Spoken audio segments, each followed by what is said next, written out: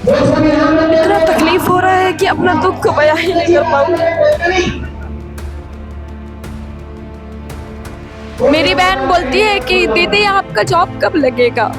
ये जबड़ा दब गया पुण्य है। आज ये जनजी का युवा है।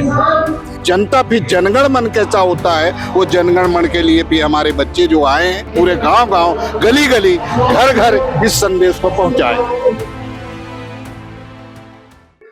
आज पूरा देश ही नहीं बल्कि पूरा विश्व एक दूसरे को शुभकामनाएं अर्पित कर रहा है, हैप्पी न्यू ईयर कह रहा है।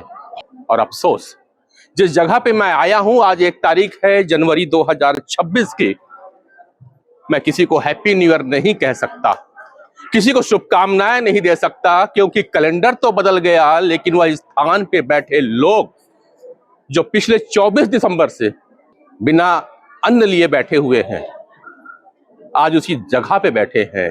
उनकी पूछने के लिए ये शुभकामनाएं देने वाली जन नेता, जनप्रतिनिधि अभी तक पहुंच नहीं पाए कि इनके चेहरे पे मुस्कुराहट ला पाते, इनके रूखे सूखे होठों पे थोड़ी सी मुस्कान तो आ जाती, इनके मुरझाए चेहरे में थोड़ी सी नमी तो आ जाती, लेकिन अभी भी नहीं पहुंचे। मैं बात कर रहा हूं, ये शिक्षा अभ्यर्थी हैं ग्रेड 3 के सहायक शिक्षक के। 24 दिसंबर हो गया, लगातार सरकार से बात कर रहे हैं कि नियुक्ति दे दीजिए, और नियुक्ति वो भी जिसे कोर्ट ने मान्यता दी है। पंडाल पे ये लोग हैं जो आज भी रूखे सूखे चेहरे के साथ आस की इच्छा में बैठे हुए हैं कि कोई तो आएगा इनकी सुनवाई करने। फिलहाल मैं नरेंद्र पांडे बात करूंगा थोड़ा देर इनके साथ में कि कैलेंडर बदला मगर ऐसा क्या रहा जो इनकी आवाज वहीं की वहीं अटकी हुई है।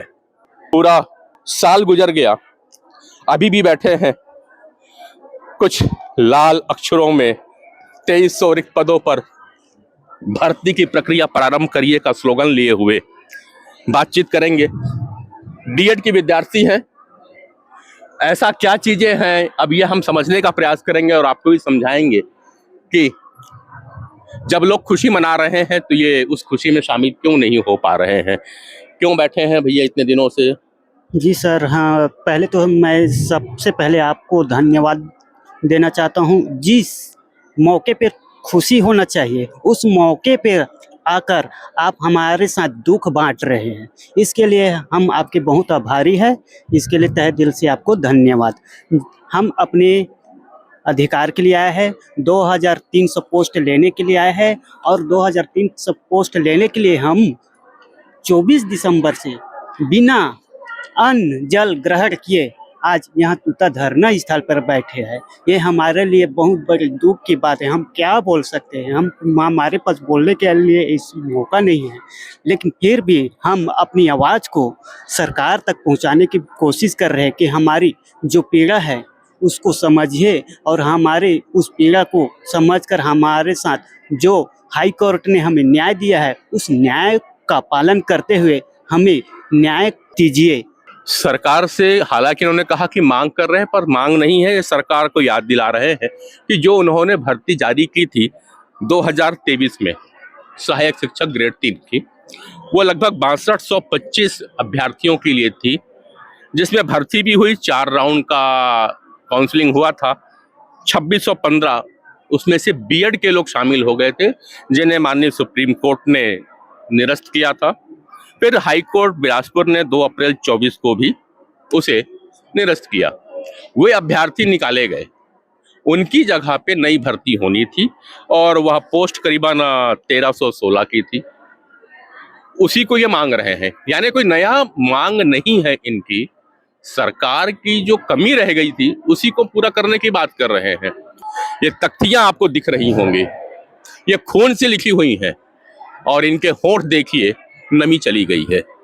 बस मैं यही दिखाना चाह रहा हूं इस सरकार को, इस मंच पे आकर के, कि कोई मांग इनकी गलत थी नहीं। जो आपने कहा था बस वो आपको याद दिला रहे हैं, उसी को अपना हक बता रहे हैं। तो परेशानी क्या है? समझते हैं इन चीजों को कि शायद हो सकता है कि आपको कहीं गलत लगा, लेकिन ये मुझे आपके ही कागज दिखा रहे हैं जो मैं आपको एक बार और दिखलाना चाहता हूं। तो मुझे बताएंगे आप लोग कि क्या आश्वासन सरकार के द्वारा आप लोग को दिया गया था, जो बार बार आप दावे कह रहे हैं। आप कह रहे हैं कि हाई कोर्ट ने कहा, आप कह रहे हैं कि सुप्रीम कोर्ट ने कहा।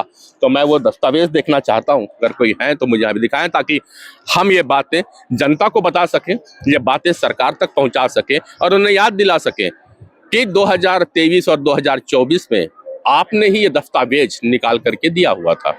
बताया था कि आपके पास में कुछ हाई कोर्ट का डिसीजन आया है नियुक्ति को लेकर के। 2 अप्रैल को 2024 को कि जो सहायक शिक्षक का पोस्ट है 6285 पर नियुक्ति देनी थी, उस पर बीएड वाले अयोग्य हैं, क्योंकि उस पर केवल और केवल सहायक शिक्षक के लिए डीएड अभ्यर्थियों का ही हक है करके। तो धीरे धीरे करके हम आंदोलन के लगभग 20 से 25 दिनों तक हम तूता में भी धरना दिए हैं सर। उसके बावजूद बीएड वालों को बाहर नहीं किया गया। बीएड वाले अयोग्यधारी थे, उनको बाहर करने के बाद 2621 लोगों को बाहर करने के बाद नियमता डीएड धारी को उसमें नियुक्ति देना था, लेकिन केवल और केवल सर 1299 व्यक्ति को ही ना नियुक्ति दिया गया। बाकी लोग को बुलाया गया था सर, लेकिन उसको ऑलरेडी अलॉट कर दिया गया, क्योंकि वो अपात्र थे, बीएड डीएड नहीं थे उनके पास, न ही टेट क्वालिफाई थे, कुछ लोग ना जॉब में ऑलरेडी थे, उसके बाद भी उन लोग उपस्थित नहीं हो पाए। तो लगभग 1316 पोस्ट अभी भी खाली है सर, जिस पर सहायक शिक्षक के लिए डीएलएड डीएड धारी को नियुक्ति देना है।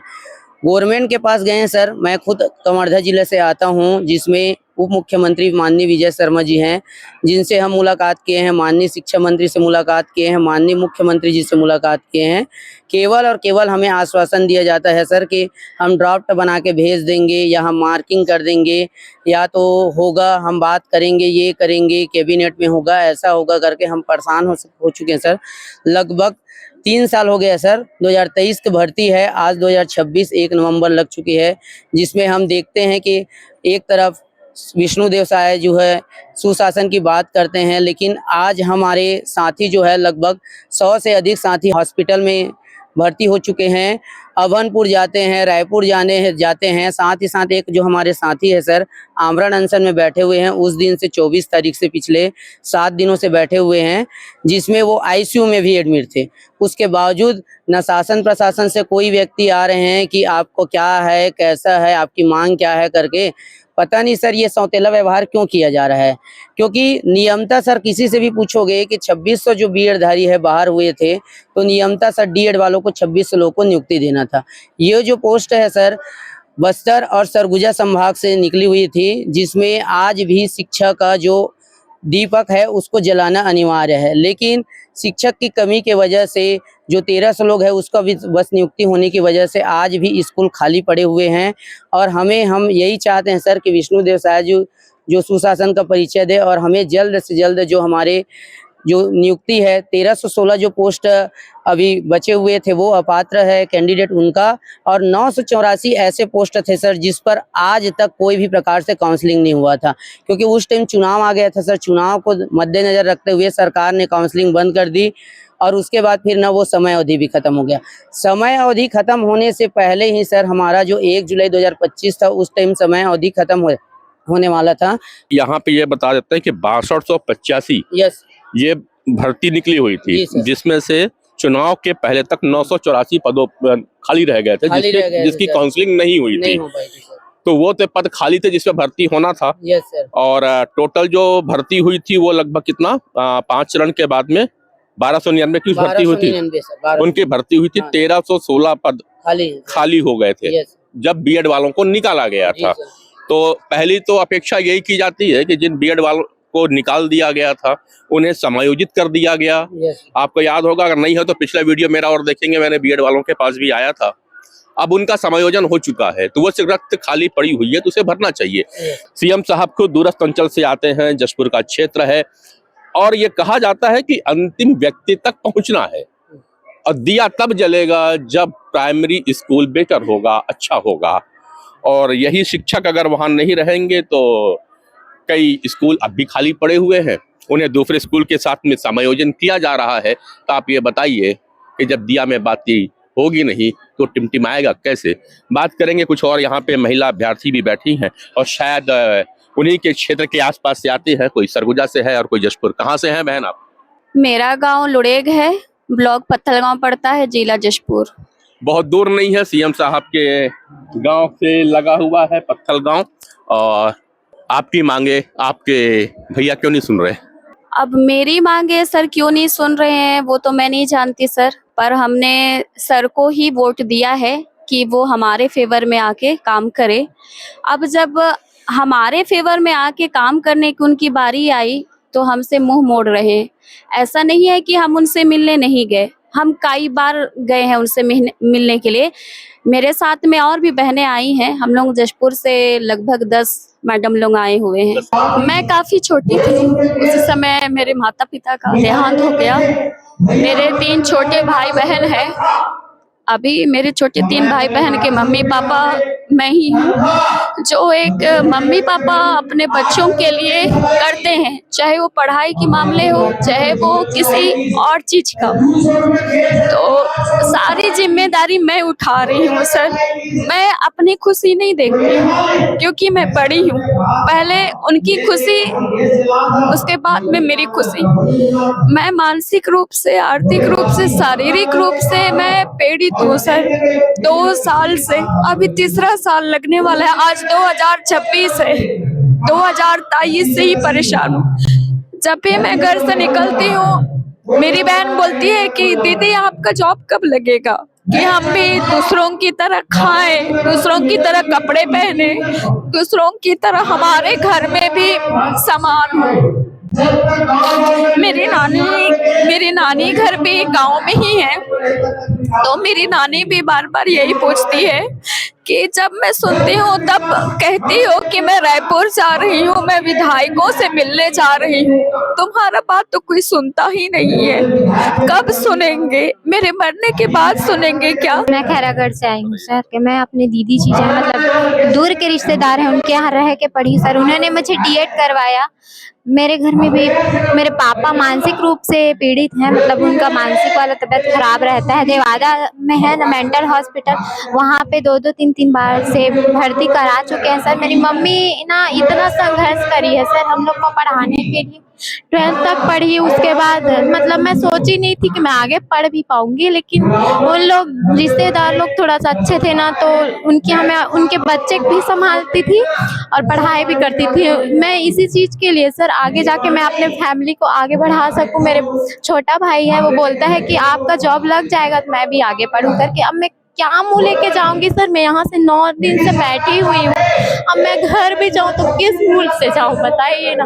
या तो यहाँ से हम लोग को नियुक्ति मिलेगा या तो हम लोग की मृत्यु होगी सर। बस यही कहना चाहूँगा। मैं हाथ जोड़ के विनती करती हूँ सर, हम लोग को निराश मत करिए सर, बहुत परेशान हो गए। मैं जशपुर जिले से हूँ। आप भी जशपुर जिले से हैं, गोद में छोटा सा बच्चा लेकर के आए हैं। इतना ही पूछा जाए, इस बच्चे का क्या कसूर है जिसको धरना स्थल में आना पड़ता है? माँ का चेहरा सूखा हुआ है, बेटा जिसे आप बार बार महिला बाल विकास के माध्यम से सरकार बताने की कोशिश करती है कि उसे पोषण आहार दिया जाए ताकि कुपोषण से बचा जाए। 24 तारीख से दिसंबर की आज 1 जनवरी है। अगर कोई माँ अन्न छोड़ करके अगर यहाँ बैठी रहेगी तो उसका बेटा कितना पोषित होगा, कितना सुपोषित होगा, यह बताने की आवश्यकता तो मुझे नहीं लगती। ध्यान दीजिए, ये आपकी ही बहनें हैं और आप ही की बेटियां हैं। इतना तकलीफ हो रहा है कि अपना दुख को बयां ही नहीं कर पाऊंगी। सरकार हमारे बारे में क्यों नहीं सोच रही है? इतना छोटा बच्चा को मैं लेके आई हूँ, मेरे पास आने तक के लिए पैसा नहीं था, उधारी मांग के आई हूँ मैं। बहुत ज्यादा तकलीफ हो रहा है। 2023 से संघर्ष कर करके शारीरिक, मानसिक, आर्थिक सब तरह से हम टूट गए। कितने लोग हैं जिनकी स्थिति थोड़ी नाजुक बनी हुई है? लगभग सर 10 से 15 लोगों की स्थिति नाजुक बनी हुई है। और साथ ही साथ एक जो हमारा ना सर आया है, उनकी भी स्थिति जो है आईसीयू में एडमिट है सर। अब उनके जीवन और मरण के लिए ना कौन जिम्मेदार होगा सर? ये वो अनशनकारी हैं जिन्हें दो दो बार अस्पताल जाना पड़ा और ये तबीयत इतनी खराब हो चुकी है, बार बार अस्पताल में भर्ती होने के बावजूद लगातार अनशन में बैठे हैं कि अब ये उठ और बैठने की कंडीशन पे भी नहीं है।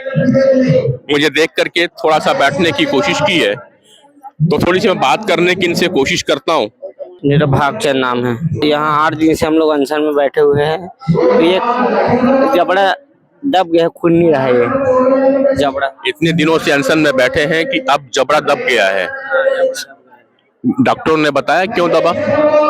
डॉक्टर ने बताया कि आप 6 दिन से पानी नहीं पी रहे थे, खाना भी नहीं खाया, अचानक से ग्लूकोज लगा, तभी इसे हो गया है।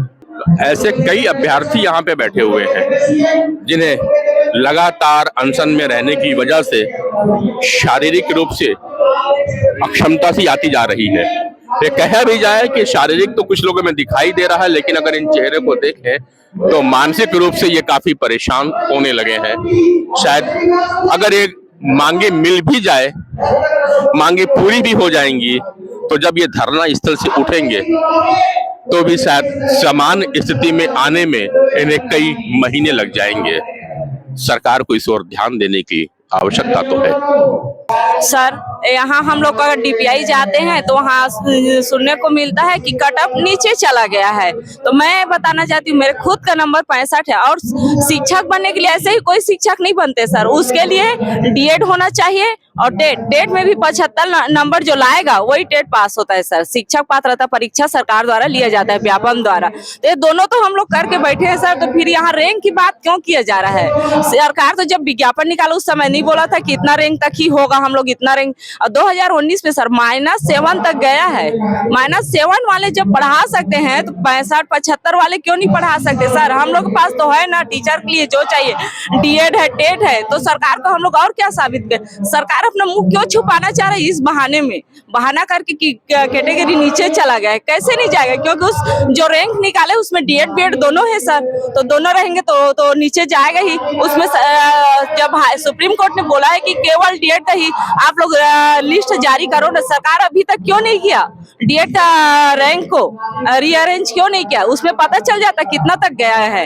हम लोग आज तक ही डीएड का अलग से रैंक नहीं निकाला गया है सर। बताइए हम है सर। और वहाँ पे नोटिफिकेशन जब जारी हुए तो उसमें क्राइटेरिया होता कि यहाँ इतना नंबर लाए हो आप, वहाँ तक होगा करके, तो हम लोग क्यों आते हैं? वहाँ पे क्राइटेरिया ही नहीं दिया गया है कि इतना नंबर लाओ तब आप टीचर बनोगे। उसके लिए तो पहले से होना चाहिए ना सर। ये सब चीज रहता तो हम लोग लड़ने नहीं आते। मैं यही कहना चाहती हूँ।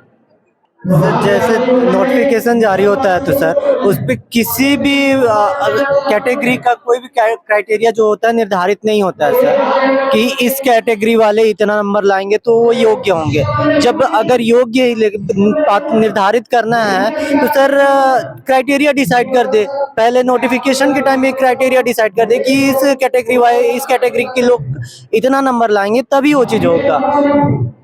मैं एक बात और बताना चाहता हूं, अभी तक हम पूरा 90 विधायक, 11 सांसद, वो भी 2-2 बार, इसके अलावा जिला पंचायत जो अध्यक्ष हैं बीजेपी के, उनसे भी मिल चुके हैं। माननीय बृजमोहन अग्रवाल ने इस संबंध में शिक्षा मंत्रालय को पत्र भी लिखा है कि इन पीड़ित अभ्यर्थियों का 1:2 में काउंसलिंग कराकर नियुक्ति दीजिए, लेकिन अभी तक शिक्षा विभाग उदासीन बैठा हुआ है। मेरा उम्र 46 साल हो गया है। अब मैं अगला एग्जाम नहीं दे पाऊंगा। 2023 की भर्ती में ही आश्रित हूँ। बस्तर में कहाँ से हैं? बस्तर के बीजापुर जिले से हूँ सर। बीजापुर से आए हुए हैं। जनकर आए बाय 2300 रिक्त पदों पर भर्ती करो साए साहब की साए सरकार तो चल रही है। कुछ साए इधर भी हो जाए, यही मांग है, पुकार है साए सरकार से डीएड की नियुक्ति दे दीजिए। मैं सीएम सर से निवेदन करना चाहती हूँ कि जितने भी 2300 पोस्ट बचे हुए हैं उस पे हम डीएड धारियों को जल्द से जल्द नियुक्ति दें। हम यहाँ आमरण अनशन पर बैठे हुए हैं। आज 9वां दिन है। हम छोटे छोटे बच्चों को घर में छोड़ के आए हैं। हमारे साथ अन्याय ना करें, हम भी उनके बच्चे हैं। हमको जल्द से जल्द नियुक्ति दें। घर पर बच्चे छोड़ करके आए हैं और एक माँ जब बच्चा छोड़ के आती है तो बच्चे का मानसिक विकास उतने दिन के लिए कहीं ना कहीं अवरुद्ध हो जाया करता है। यह साइकोलॉजी की भाषा में लिखा हुआ है। आप कहाँ से आए हो बहन? मस्ता से सर। तो शायद ही ऐसा कोई कोना है, कोई मुंगेली से आया है, कोई कवर्धा से है, कोई बेमेतरा से है, कोई बस्तर से है, कोई जशपुर, कोई सरगुजा, कोई कोरिया, ऐसा कोई जगह बचा नहीं जहां से लोग आए नहीं। बात करेंगे उदय भान सिंह चौहान, यहाँ पे हैं, छत्तीसगढ़ निर्माण के भागीरथी कहे जाते हैं। उदय जी, क्या यही छत्तीसगढ़ सोचा था आपने जो आज ये बच्चे दिखा रहे हैं? क्योंकि आप छत्तीसगढ़ बनाने के लिए कभी घड़ी चौक में यूं ही बैठा करते थे। सबसे पहली बात तो आज मोर यहाँ आए के मुख्य कारण है कि मोर छत्तीसगढ़ के यदि बेटी बेटा मन यहाँ यदि भूख में बैठे हैं, अनशन में बैठे हैं, तो यदि वर्तमान सरकार है जो मुख्यमंत्री विष्णुदेव साय है ओला ये बताए बर कि देख मैं वो जहर जात हूँ, यदि एला ते नहीं ध्यान देबे तो जो परिवर्तन जो प्रकृति का नियम होता है वो नियम से भी आपको आगाह करने का मैं यहाँ आया हूँ। उपस्थिति मेरी यही है कि इस चीज को आप जाने कि जो छत्तीसगढ़ राज्य के सिंहासन में या छत्तीसगढ़ बना सकते और सिंहासन में बैठा सकते, तो वो सिंहासन के जनता तोला वोट दे है और वो जनता के लिए जो वादा करे रहे हो, मोदी गारंटी के बात करता हो और सारी वो बातें करते हैं जो कि बच्चे लोग बताए कि हमने हाई कोर्ट, सुप्रीम कोर्ट और सारी चीजों को हमने यहाँ से अपने अधिकार में जीता है। तो मैं माननीय महोदय छत्तीसगढ़ सरकार से सबों से ये बात कह देना चाहता हूं कि तत्काल इनका जो समावेश है वो तत्काल किया जाए, और नहीं तो आने वाला जो समय है वो बहुत जल्द जो 26 जनवरी का जो झंडा जो गणतंत्र दिवस की बात करी जाती है वो गणतंत्र और संविधान के लिए भी तैयार रहे। जनता फिर जनगण मन कैसा होता है वो जनगण मन के लिए भी हमारे बच्चे जो आए हैं अभ्यर्थी, वो जो प्रशिक्षक शिक्षक है वो पूरी जनगण मन का पूरे गांव-गांव गली-गली घर-घर इस संदेश को पहुंचाए। या खून से लिखा हुआ है कि जब जब युवा बोला है राज सिंहासन डोला है। ये अब वो युवा नहीं है जो आप हुआ करते थे, आज ये जेन जी का युवा है। और जेन जी का युवा जिसने लंका बदल दिया, जिसने बांग्लादेश की सत्ता उखाड़ दी, जिसने पाकिस्तान को बर्बाद कर दिया, वह जेन जी है।